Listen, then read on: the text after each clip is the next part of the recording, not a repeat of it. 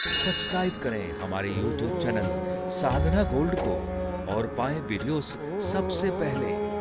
Bell icon दबाना ना भूलें। एक बार एक व्यक्ति वृंदावन गया।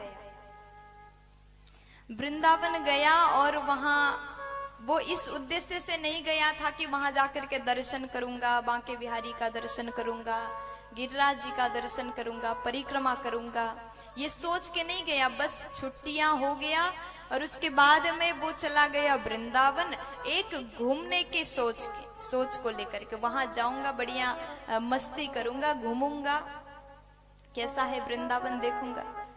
पहली बात तो आप लोग को समझना चाहिए, वृंदावन कोई घूमने का जगह नहीं है। वृंदावन तो एक भगवत धाम है।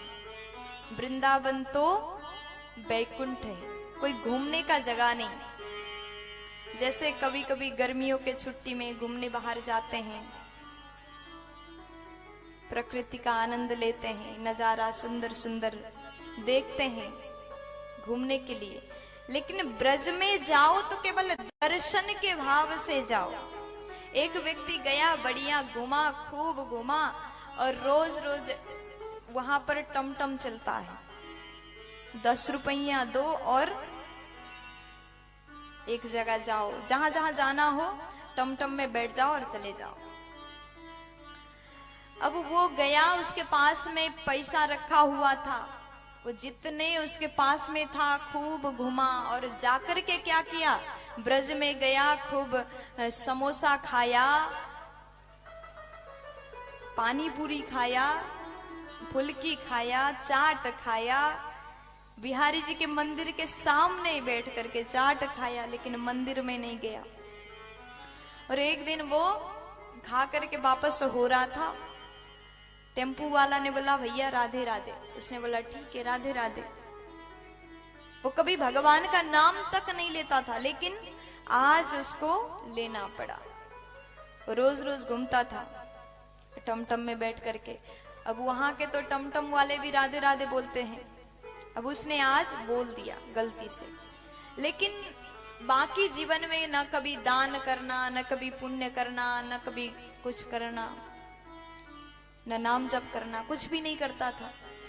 लेकिन उसने घूमने के उद्देश्य से ब्रज में गया और गलती से नाम उच्चारण कर लिया। अब वो पैसा जब खत्म हुआ तो घर वापस चला गया। अब दूसरे के यहाँ जाओ, पैसा खत्म हो जाए तो क्या करोगे, घर जाओगे। अब वो घर गया, एक दिन उस व्यक्ति का मृत्यु हो गया। और वो व्यक्ति जब मृत्यु हुआ, वो पहुंच गया यमराज के यहाँ। यमराज जी के पास पहुंचा और वहां जाकर के उसका जब फाइल निकाला गया, लिखा था कभी इस व्यक्ति ने दान, पुण्य, सेवा, परोपकार, धर्म, भजन कुछ नहीं किया। ये तो बस घूमता रहा, बस संसार के नजारा देखता रहा, संसार में बस मस्ती करता रहा और कुछ नहीं किया इसने। और जब फाइल वो पन्ना पलटते गए, बीच में एक जगह लिखा था कि एक बार ब्रज में गया और उसके बाद में एक बार राधा रानी का नाम उच्चारण किया।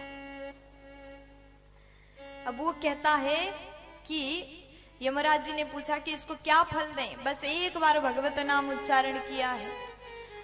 तो व्यक्ति कहता है जो इसका फल बनता है ना वो मुझे दे दो, बाकी कुछ पुण्य कार्य नहीं किया, अब जो इसका फल बनता है वो मुझे दे दो। अब यमराज जी सोचने लगे कि क्या फल दें, क्या बनता है इसका। भगवान शंकर के पास पहुंचे, वो भी सोचते रह गए। भगवान कहते मुझे क्या पता।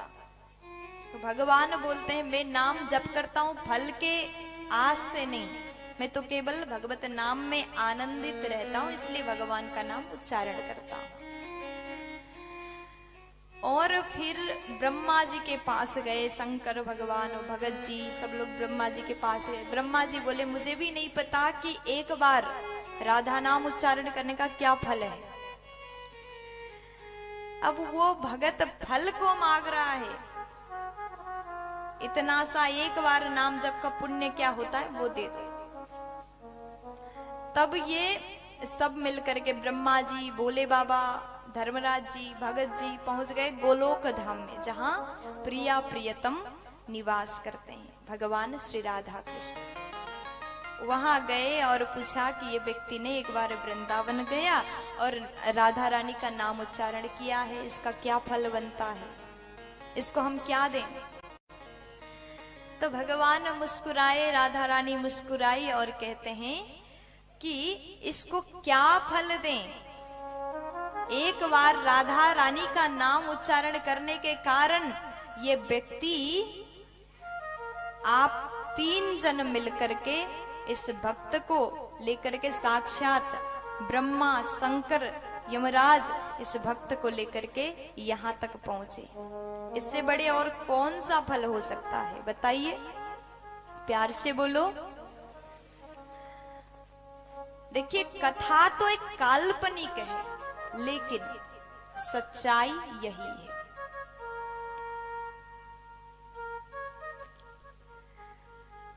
कल अजामिल की कथा आपने सुने, वहां पर नाम के बारे में बताया। अजामिल ने बस अपने बेटा को बुला करके भगवान का नाम उच्चारण किया, नारायण नारायण बोला। उसी पुण्य के कारण वो नरक नहीं गया। इसलिए जीवन में नाम का सहारा लीजिए।